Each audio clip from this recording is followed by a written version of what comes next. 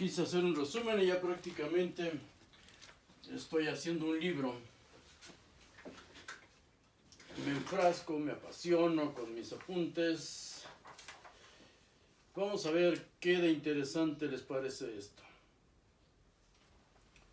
Desde la Revolución Francesa, 1789 y alrededor, se empezó a cuestionar la mayoría de pensadores si Jesús había existido o no. El Jesús histórico, y si existió, quién fue, cuándo nació. Porque ya sabemos que el antes y después de Cristo es una invención de la Iglesia Católica. Y también fallas intencionales o no de Dioniso el Exiguo, chaparrito, cuidado con los chaparros. Bueno, casi todos los chaparros, porque nos creemos muy inteligentes. Complejo de Napoleón. En lo que coinciden prácticamente todos los escritores, doctores, que había que investigar cómo obtuvieron su doctorado. Pero en fin, varias de esas personas, teólogos, lingüistas, en fin, no se ponen de acuerdo en la figura de Jesús. Solo uno, Mario Saván, judío desde luego, muy estudiado, autor de muchos libros, solo a él en un debate con otros historiadores, lo he escuchado aventurar que Jesús pudo ser un Mesías como cualquiera otro y también siendo un líder mesiánico, político, un celota asesino. Desde luego Antonio Piñero se le fue encima, se le falló la yugular y le dijo que no podía aventurar eso porque cómo lo iba a respaldar, en fin, está en un debate entre ellos. Pero si Jesús existió, y yo creo que sí existió, basado más que nada en los datos que aparecen en la misma Biblia, que habla pestes de él, si lo leemos sin religión, si lo leemos sin que esté nuestra abuelita, nuestra tía zapatona aquí a un lado, dándonos con la chancleta o jalando las orejas. Bien, en mis estudios encontré una especie de parteaguas en la historia, en lo que coincide la historia y la religión. El año 4 antes de Cristo, innegable. En esa época murió Herodes el Grande. Ya desde ahí podemos nosotros hacer nuestros cálculos, nuestros análisis, nuestros estudios. Pues bien, partiendo del año 4 antes de Cristo, partiendo de ahí, vamos a ver cómo se da una lucha. Muere Herodes. Antes de que muera él, hay un problema muy grave con los mesiánicos judíos. Dos de ellos, dos mesías, se levantan en armas, levantan a muchos jóvenes, lo vimos ya en 2 videos anteriores. ¿Cómo se repartía esa herencia? ¿Cómo se repartía esa herencia? Realmente, la de Herodes el Grande. El reino de Herodes, la lucha de poderes, no era entre tribus, repito, no era entre tribus. Nos han engañado. El cristianismo se salta los años verdaderamente históricos de los judíos. Jesús era judío. Para poner en el pensamiento, ubicar a Jesús 500 años antes, en la época de los profetas, cumpliendo profecías, algo que ya el judaísmo había superado totalmente. Pues bien, en la lucha de poderes que se da, los únicos herederos de Herodes eran sus hijos. No los descendientes de ningún héroe mítico, no los descendientes de ninguna tribu. Ya no existían las tribus, ya no se identificaban así. Los herederos, 2 de ellos habían sido ejecutados por Herodes por conspiración, Alejandro y otro que no recuerdo. La conspiración había nacido de un hijo, el hijo mayor de Herodes, Antípatro. Recordemos, hay leyes, nuestro derecho romano tenía en esas fechas ya 700 años existiendo, derecho, leyes escritas. Este hijo, Antípatro, el hijo de Herodes, conspira para asesinar a su mismo padre, Herodes, La conspiración es descubierta, él es llevado prisionero, él es juzgado, pero es juzgado por Publio Quintilio Varo, un pretor de Siria, gobernante romano en Siria, y fue sentenciado a muerte, pero no por su padre, no por Herodes. Antípatro es sentenciado a muerte tampoco por Publio Quintilio Varo. Él y otros ancianos judíos hacen un juicio, exponen pruebas en favor y en contra, y la sentencia de muerte viene desde César, Augusto. Él fue el que dictó la sentencia de muerte. Herodes, su padre, no la llevó a cabo de inmediato. Esperó un tiempo. Pues bien, en el rumor que se dio de la muerte de Herodes, no solo su hijo aceleró sus conspiraciones, sino que hubo una rebelión de dos judíos, ya vimos eso, dos judíos mesiánicos. Una rebelión mesiánica, una guerra santa. Inocentes son llevados y sentenciados a muerte. Inocentes son llevados, pero por las enseñanzas de sus mesías. Les habían envenenado el alma. Para mí es importante el año 4 antes de Cristo, porque Jesús debía tener en esa fecha, en esa época, así coinciden todos los historiadores, debía tener 3 años de edad. Una edad en la que ya se te quedan grabados todos los eventos importantes que vas a presenciar, ya sea con tus sentidos físicamente o por las leyendas, los mensajes, las pláticas de tus mayores, tus padres, tus abuelos, tus familiares cercanos, tus vecinos. Jesús tenía 3 años de edad, en ese año 4 antes de Cristo, y él fue testigo directo o indirecto de todos estos eventos que vamos a ver. Herodes el Grande ordena un cambio de sumo sacerdote. Ordena el cambio de sumo sacerdote de Matías, que era el sumo sacerdote, a Josar, que era, por cierto, su cuñado. 2 de sus cuñados fueron designados por él en su tiempo sumos sacerdotes. Uno de ellos tenía 17 años de edad.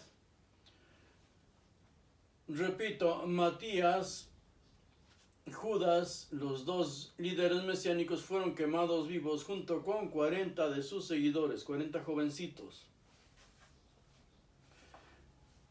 En la historia de Flavio Josefo nos dice que Herodes era atormentado por sus enfermedades, estaba de verdad ya prácticamente deseando la muerte.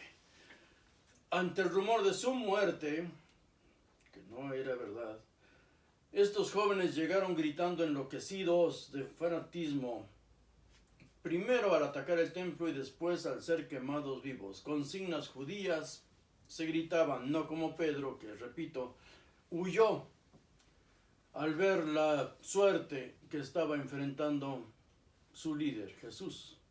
Estos, sí, bien fanatizados, gritaban llenos de locura, porque sabemos que no hay gente más peligrosa que la que cree estar haciendo el trabajo de su Dios, estar trabajando directamente para su Dios.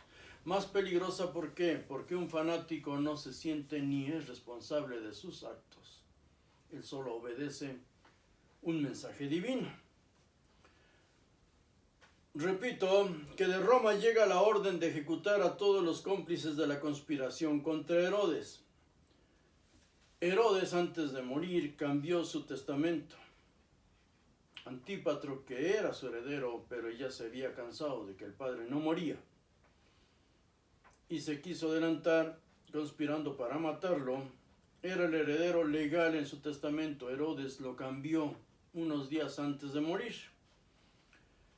Herodes Antipas fue designado tetrarca en Galilea y Perea.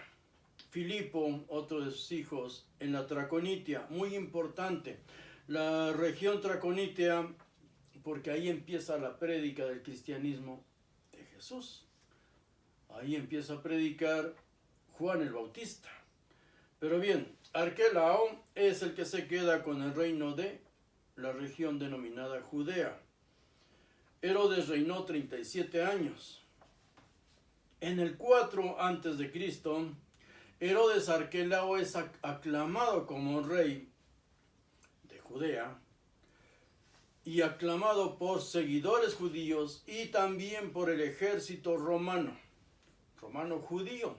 La guardia del rey Herodes ahora está con el hijo Herodes Arquelao, 4 antes de Cristo. Entre su ejército estaba compuesto por militares romanos, también guardias de su padre, guardias del templo. Recordemos que el cuartel era la Torre Antonia, una sola barda, los separaba del templo de Judea, y un gran portón los comunicaba a los dos. También había mercenarios, había soldados tracios, germanos y galos entre las tropas. De toda esa región venían acá, por eso digo, era un intercambio internacional, no solo en lo económico, no solo en el comercio, en la cultura, sino también entre hombres. Pensamientos judíos ya caminaban por todo el mar Mediterráneo, entre los jefes y centuriones también. Ahora, Arquelao no aceptó ser coronado por el ejército romano hasta que no fuera ratificado su reino por el emperador, el Augusto. El pueblo judío, fue movilizado por fariseos sediciosos y agredió a los soldados romanos, se enfrentó a ellos a muerte. Estamos, repito, en el año 4 antes de Cristo, y donde durante la Pascua y en el templo. Sediciosos mesiánicos tomaron el templo. Arquelao aún no partía hacia Roma. Envió a un centurión y a su cohorte, 100 soldados. Pero los judíos, lejos de calmarse, repito, había miles de judíos ahí, era el inicio de la Pascua, atacaron al ejército y mataron a la mayoría de los soldados. Estamos hablando del ejército que estaba ahí, en un lado del templo, enseguida del templo, que era la Torre Antonia, el cuartel militar. Entonces Arquelao envía a todo su ejército, toda la caballería y la infantería contra los judíos sediciosos. La caballería ejecutó ahí en el templo de Jerusalén, que esto ningún historiador lo dice, los religiosos menos. La caballería ejecutó a 3,000 hombres y se dio por terminada la Pascua. 3,000 hombres muertos en el templo de Jerusalén. ¿Dónde escuchamos eso? En ninguna parte, porque lo histórico minimiza lo que después se convirtió en un mito divino. Pues bien, esto es innegable, esto ocurrió. La caballería al mando de Herodes Arquelao ejecutó a 3,000 hombres ahí en el templo de Judea. Estamos, repito, hasta el cansancio, 4 antes de Cristo, en ese mismo año. Cuando ejecutan a esta gente y antes de retirar los cadáveres y tirarlos, los perros los estaban devorando, lamiendo la sangre. Antes de retirar los cadáveres, se retiró Herodes Arquelao a Roma con su testamento para presentárselo al emperador Augusto. Arquelao viaja a Roma. Publio Quintilio Varo, que era el comandante del grueso del ejército que estaba radicado ahí, se retira rumbo a Antioquía, no a Siria, sino que siguió su camino y se fue a Antioquía. Sabino, otro alto funcionario romano, llega a Judea y toma el palacio real. Se hospedó él mismo en el palacio real, que le correspondía a Herodes Arquelao ahora.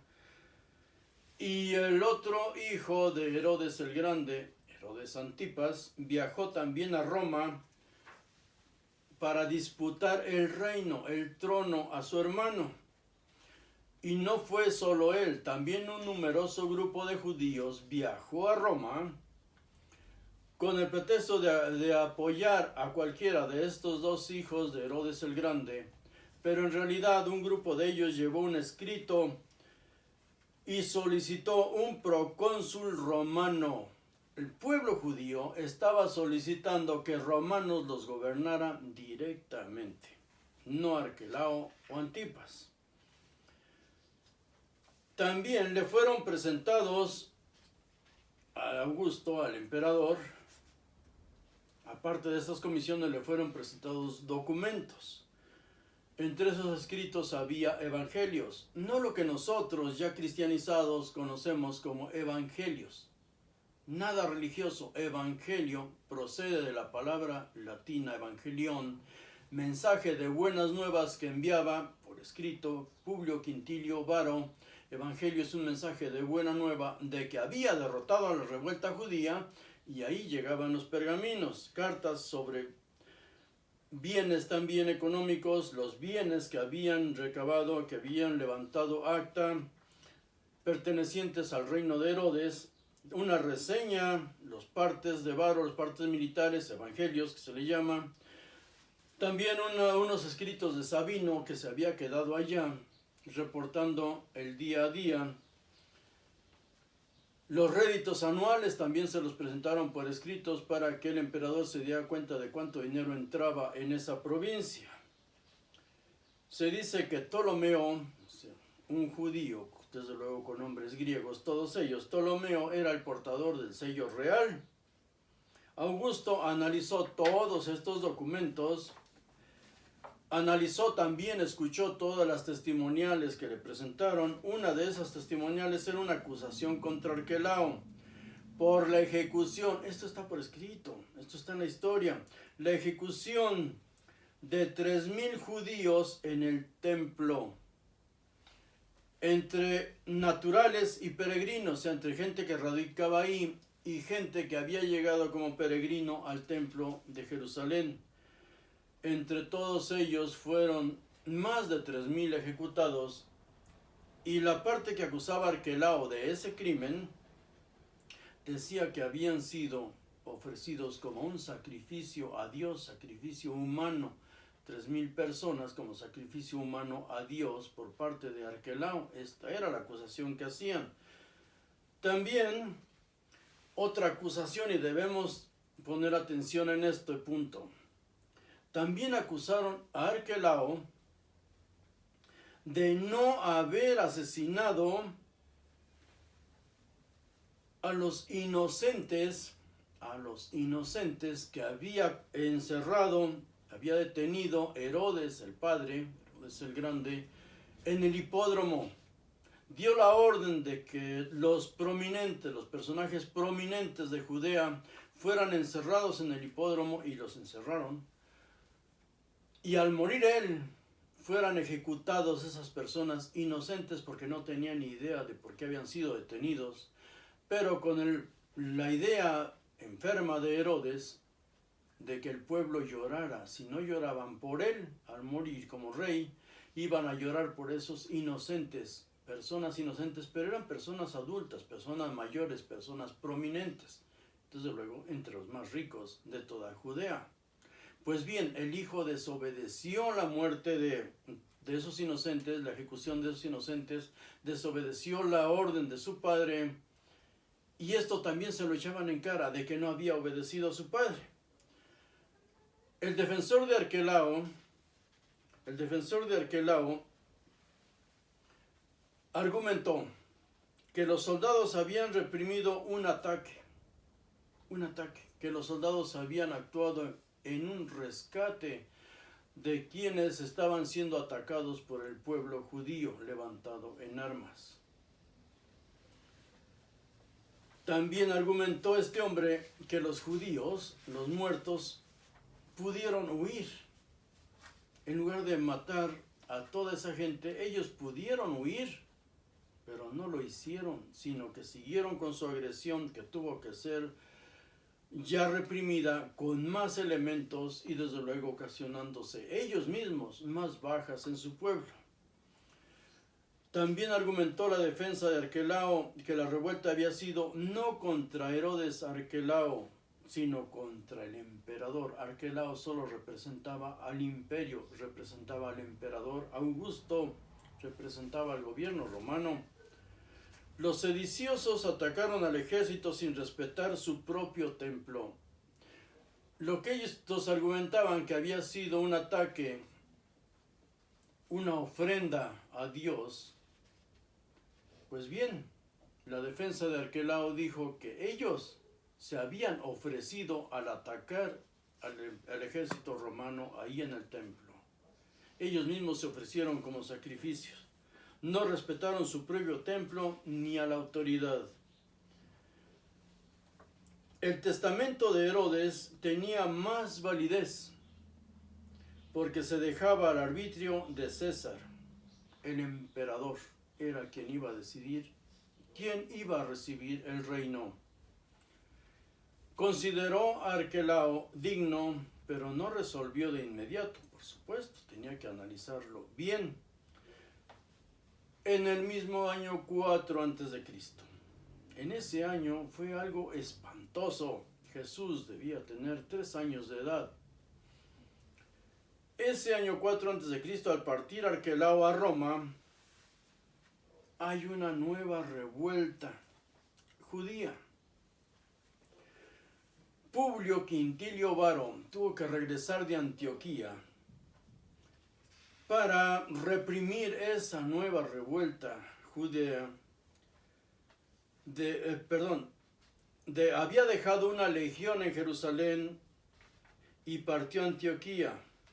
Sabino había quedado al frente, pero Sabino, como procurador romano, presionó a los judíos saqueando el templo. Se puso a saquear el templo y todos los palacios de Herodes en busca de tesoros, en busca de robar, saquear.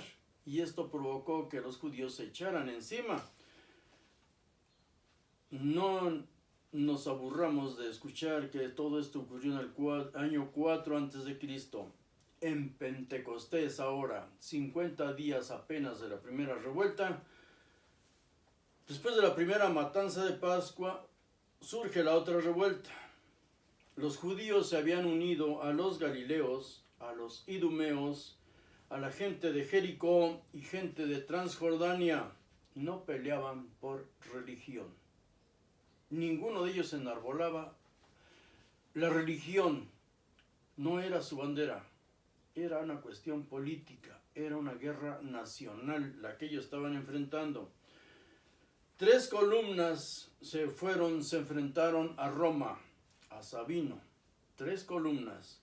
Una de ellas partió del hipódromo, otra de la parte norte del templo y otra en la parte occidental del palacio real. Se fueron contra los militares romanos que estaban al mando de Sabino ahí en Jerusalén. Sabino, obvio, después de andar saqueando, ahora envió emisarios pidiendo ayuda a Varo. Judíos y romanos lucharon en los pórticos, o sea, en las puertas del templo, pero luchaban con piedras, con flechas, con espadas, algunos con hondas tirando piedras, otros sí eran arqueros, algunos tenían arma blanca con cuchillos o espadas, repito. Luchaban como podían contra los romanos, pero eran miles de judíos. Los romanos, al defenderse, incendiaron las puertas del templo. Llegó el fuego al techo del templo, se incendió. Cientos murieron quemados en el templo como un sacrificio.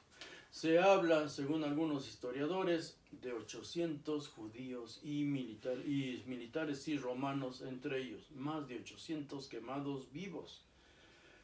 Los romanos entraron a robar, los tesoros del templo también y se llevaron 400 talentos. Ya quemado, entraron a saquearlo.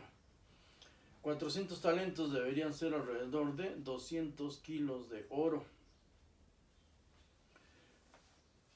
3,000 soldados de la guardia del palacio se pasaron a los romanos. La guardia del palacio, la guardia de Herodes, ahora era totalmente romana. hay un hombre, Aquiab, primo de Herodes, atacó el palacio. Era uno de los líderes, Aquiab, uno de los mesías, pero este era familiar de Herodes. Él también atacó el palacio.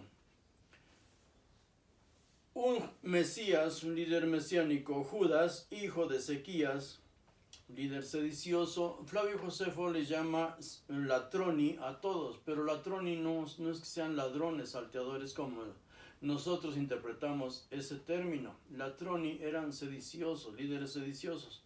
Pues bien, este Judas atacó Séforis, atacó el palacio real de Séforis. Otro líder mesiánico, Simón se llamaba este hombre, él había sido esclavo del rey Herodes. Este se coronó como rey de los judíos, asimismo sus hermanos lo acompañaban, incendió el palacio de Jericó, fue derrotado por Grato, un capitán romano, y decapitado. En Amata, junto al río Jordán, otra revuelta se dio. Astronges, un pastor de físico impresionante, dice, y sus hermanos también, formó un ejército o cohortes, varios cientos de militares, se coronó también como rey y combatió al ejército real y al de Roma. En Emaús destruyeron una cohorte romana, mataron a más de 100 soldados, o sea que estaban luchando en serio por esa nación, por su nación. Esta corte romana, por cierto, no iba en ataque a ellos, sino que llevaba provisiones a esa región. Fueron derrotados y asesinados. Judea estaba llena de latroni, o sea, de sediciosos. Y Flavio Josefo nos aclara que cualquiera que pudiera construir un grupo, una eclesia, griego, él está escribiendo en griego, una eclesia, un grupo. Cualquiera que pudiera constituir una eclesia se autonombraba rey. Debemos ya manejar los términos como debe ser, como corresponde en la historia, no en la religión. Ahora, dice Flavio Josefo que muy poco daño causaban a los romanos en realidad, pero destruían a su propio país. Estaban causando la desolación, la destrucción a su propia nación, a su propio país. No salimos del 4 a.C., cuando llega Publio Quintilio Varo con dos legiones, pero acompañado de auxiliares, ejércitos de auxiliares, dos líderes, Verito y Aretas, lo apoyaron también con tropas. Aretas, estamos hablando de un ejército idumeo.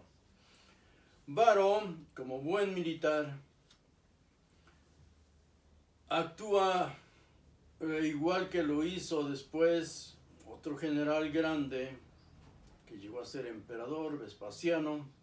Va dominando cada metro judío, cada espacio lo va dominando sin ninguna prisa, pero exterminando a todos. Se corre la voz. Este general sí sabía luchar. Publio Quintilio Varo controló Ptolemaís y dejó ahí a su hijo. Su hijo, el hijo de Quintilio Varo, incendió esa región de Ptolemaís.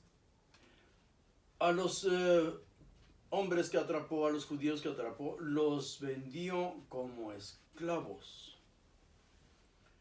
Seguimos en el 4 a.C. Varo, Publio Quintilio Varo, llega a Jerusalén. Los rebeldes, aunque eran mayoría, se habla de 10,000, un grupo armado de 10,000 judíos. Pero repito, Publio Quintilio Varo venía exterminando a su paso todos los grupos sediciosos que se le enfrentaban, y al mando de 2 legiones no era poco, 2 legiones romanas más otros ejércitos que se le habían adherido, buscando la paz, el orden, el control. Ante ese ataque sistemático, los rebeldes judíos huyen. Publio Quintilio Varo llega a Jerusalén, se estaciona ahí y empieza a pedir informes, envía soldados, envía grupos de militares a toda la región, y todo aquel que era señalado se lo llevaban y él lo crucificaba. 2000 crucificados. 2000 crucificados ahí en Jerusalén, año 4 antes de Cristo. Un año realmente espantoso para el pueblo judío y que debíamos conocerlo porque Jesús, si creemos que existió, debía tener 3 años de edad cuando ocurrió todo esto. 3 años de edad. En ninguno de estos relatos que hemos visto escuchamos acerca de virgencitas en el templo, ni de niñas sirviendo en el templo. Un templo lleno de hombres salvajes, hombres terribles, hombres que se disputaban el poder, matándose entre ellos, saduceos, fariseos, los mismos esenios, contra los romanos. ¿Dónde están esos relatos tan tiernos, tan infantiles, que nos presenta la religión? Y estamos hablando de hechos que podemos verificar en la historia, o si podemos o tenemos libros, analicemos. Tristemente los llamados historiadores evaden todo esto, pero nosotros encontramos con sus nombres y con las fechas los datos de todos ellos.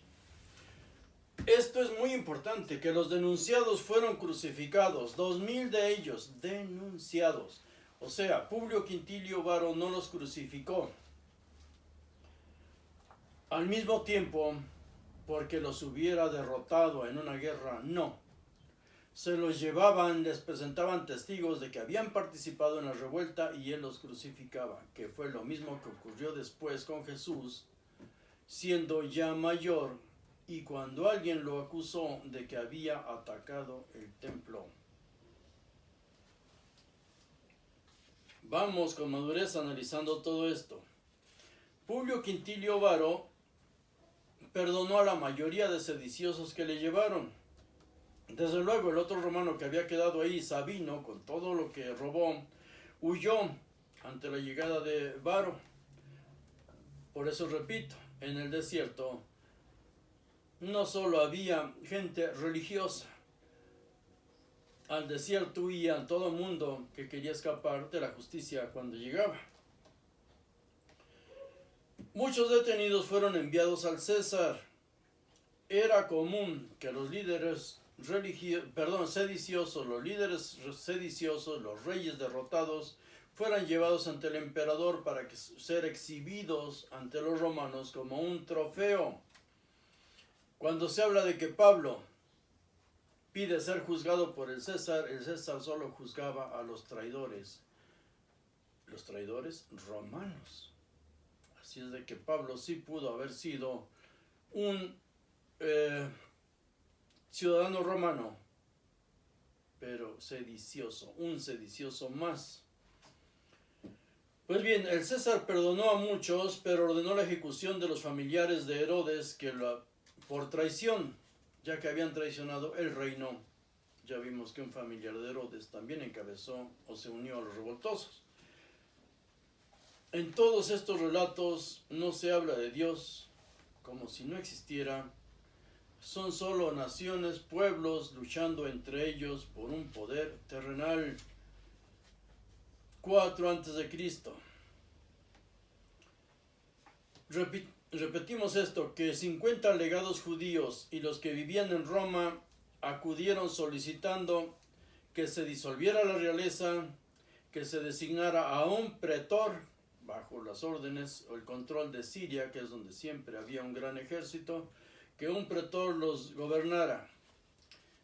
Aquí el César Augusto divide el reino de Herodes el Grande, y como lo dije antes, Herodes Arquelao recibe como herencia y dominio el área de Judea, Samaria e Idumea.